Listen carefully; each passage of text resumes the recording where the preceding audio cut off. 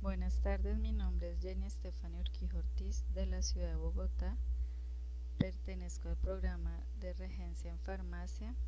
En este día de hoy voy a hablar sobre algunos temas de matemáticas. Entre estas temáticas encontramos sistemas de numeración. El primer subtema es números naturales. Son aquellos números que se representan con la letra n y son utilizados para contar cantidades. Estos números en el sistema decimal son 0, 1, 2, 3, 4, 5, 6, 7, 8, 9, 10, etc. También encontramos los números enteros. En el conjunto de los números enteros encontramos los números naturales positivos y los números negativos. También encontramos el 0 y se representan por la letra Z. También encontramos los números racionales, que son aquellos que se expresan como fracción, que es la parte de algo. También encontramos los números irracionales. Son aquellos que no se expresan como fracción, donde los números son enteros y diferentes de 0. También encontramos los números reales. Son aquellos números que se pueden escribir con anotación decimal y que contienen todos los demás números como los enteros, los positivos, los negativos, las fracciones y todos los números irracionales. También encontramos la potenciación, que es una forma abreviada de escribir un producto formado por varios factores iguales. Encontramos también la radicación, que es la operación inversa a la potenciación y que nos permite averiguar cuál es la base de la potencia. Entre nuestra segunda temática encontramos la proporcionalidad. Uno de sus subtemas es razones y proporciones. La razón es dividir dos números. Esto significa que la razón de 7 a 4 es 7 cuartos. Seguimos con la proporción. Consiste en la igualdad entre dos razones. A sobre B es igual a C sobre B. Proporcionalidad directa. La proporción disminuye o aumenta una de ellas, la otra lo hace con la misma proporción. La relación que existe entre ambas magnitudes se obtiene dividiendo una de ellas por la otra. La proporcionalidad inversa es la relación que hay entre dos magnitudes y se calcula multiplicando una por la otra. Seguimos con la regla de 3 simple. Estos provienen de los problemas de la proporción y estos se realizan entre tres valores para hallar un cuarto valor. Seguimos con la regla de 3 compuesta. Esta se emplea cuando se relacionan tres o más magnitudes, de modo que a partir de las relaciones establecidas entre las magnitudes conocidas obtenemos las desconocidas. En este último encontramos el porcentaje, que es un número asociado a una razón que representa una cantidad dada como una fracción en 100 partes. También se le llama comúnmente el tanto por ciento, donde por ciento significa de cada 100 unidades. La tercera temática y última se llama sistema de medidas. En esta encontramos un subtema que se llama magnitudes y cantidades.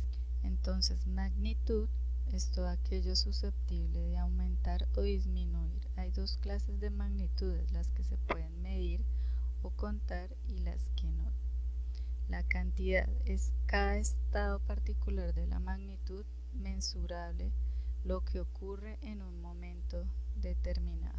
Seguimos con otro subtema llamado Sistema Internacional de Unidades y Medidas.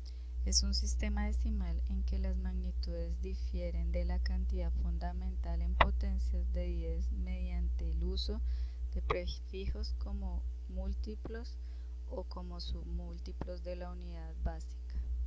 El último subtema, que se llama conversiones entre medidas, es la transformación del valor numérico de una magnitud física expresada en una cierta unidad de medida en otro valor numérico equivalente y expresada en otra unidad de medida de la misma naturaleza.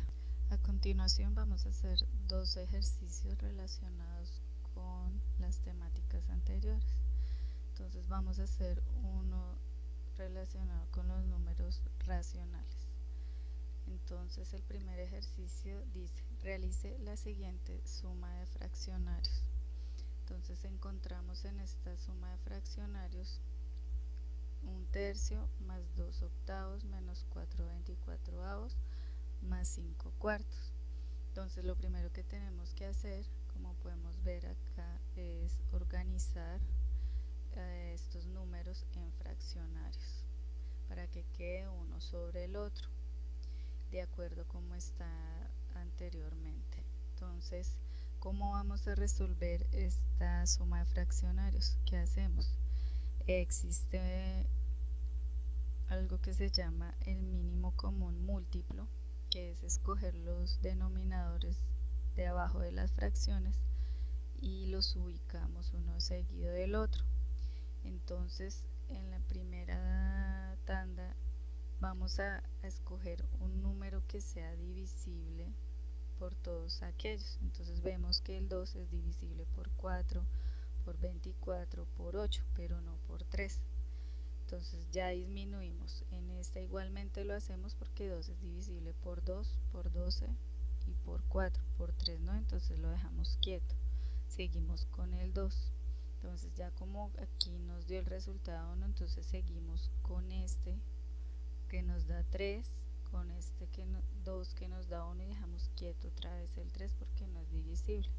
Entonces miramos en esta tanda un número que sea divisible por 3 y 3. Entonces encontramos que es el 3. Entonces el resultado nos quedó todos comúnmente que es 1, 1 y 1. Entonces cogemos los números que están a este lado, que fueron los divisibles, y los multiplicamos, los cuales nos dan 24. Este número es el que vamos a utilizar para dar el resultado para la suma de fraccionarios. Entonces el 24 lo multiplicamos por 1 y lo dividimos por 3 y esto nos da 8. De igual manera hacemos con cada fracción, como lo podemos ver acá, acá y acá. Entonces cada resultado lo pusimos arriba y lo dividimos por el mismo. Entonces esta suma, sumamos los dos números, restamos este y sumamos este, nos dio 40. Y dividido por 24, esto nos dio 5/3. El segundo ejercicio que escogí fue proporcionalidad de la inversa. Entonces el ejercicio dice así: 12 obreros han hecho la mitad de un trabajo en 18 horas. A esa altura de la hora 4 obreros dejan el trabajo. ¿Cuántas horas tardan en terminarlo los obreros que quedan? Entonces, como es una proporcionalidad a la inversa, utilizamos más comúnmente la regla de 3. Entonces, ¿qué hacemos? Ubicamos lo que nos están pidiendo. Entonces dice que 12 obreros, entonces ubicamos los 12 obreros, han hecho la mitad del trabajo en 18 horas. Ubicamos las 18 horas. Dice, a esa altura de la hora, 4 obreros dejan el trabajo. Entonces los 4 obreros los ubicamos en obreros sobre obreros. Entonces 4 obreros. Entonces, ¿qué nos hace falta? El tiempo, que es en horas. Entonces lo ubicamos acá, que es la incógnita que necesitamos para resolverlo. Entonces decimos que se van obreros con obreros, entonces nos quedan solo los números. Entonces decimos que los 4 obreros se multiplican por 18 y se dividen por 12. Esto nos da 6 horas. Ahora vamos a hacer un tercer ejercicio que dice: en el laboratorio de la sucursal principal se está estudiando una población de bacterias que crecen cada día. En la siguiente tabla se muestra la cantidad que había inicialmente y la cantidad presente transcurrido en 1, 2, 3 días. Entonces, como es potencial, decimos que 3 es potencial de 5, el cual nos da 240. También lo podemos hacer 3 multiplicado por los días, entonces por las bacterias, 3 por 1 3, 3 por 3 9, 3 por 9 27, 3 por 27 81, 3 por 81 243. Entonces dice: si el crecimiento sigue con la misma regularidad como se muestra en la tabla, ¿cuántas bacterias habrá en total en los 5 días? Entonces en 3 días hay 27, en 5 días hay 243. La otra dice: las personas del laboratorio crearon una mezcla de 2 litros para eliminar dichas bacterias. Si en un frasco caben 3/8 de litro, ¿cuántos frascos se pueden llenar con los 2 litros? Igualmente hacemos una regla de 3. Un frasco contiene 3/8 de litro, que son 0.375 litros. Entonces necesitamos hallar 2 litros en cuántos frascos. Entonces hacemos lo mismo: multiplicamos el 1 por 2 y lo dividimos por 0.375, nos da 5 frascos. ¿Y cuántos litros nos sobran? 0,30. Continuamos con otro ejercicio y dice: un cliente compró 3 rollos de dulce de menta y el periódico de la localidad. Si el periódico vale 5.000 y el pago 27.500 en total, ¿cuánto cuesta un rollo de dulces? ¿Qué ecuación se utiliza para resolver el problema? Plantea dicha ecuación. Entonces yo voy a utilizar una ecuación que es despejar la variable x. Entonces no sabemos cuánto vale un rollo de dulce de menta, que esa es nuestra incógnita, esa es la x. Entonces cogemos los 5.000 pesos que valió el periódico más 3 rollos de dulce y la incógnita, que es el rollo de dulce. Esto es igual a los 27.500. Entonces cogemos los 5.000, como están sumando, pasan a restar al otro lado de la igualdad.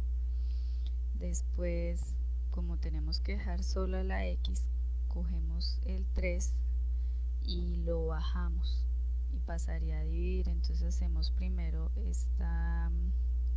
resolvemos este problema, que es 27.500 menos 5.000 nos dio 22.500.